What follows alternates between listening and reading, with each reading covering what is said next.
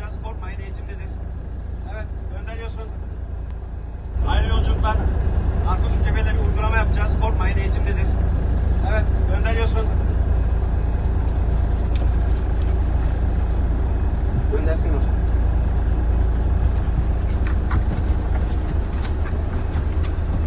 Buraya gelsin. Buraya gelsin.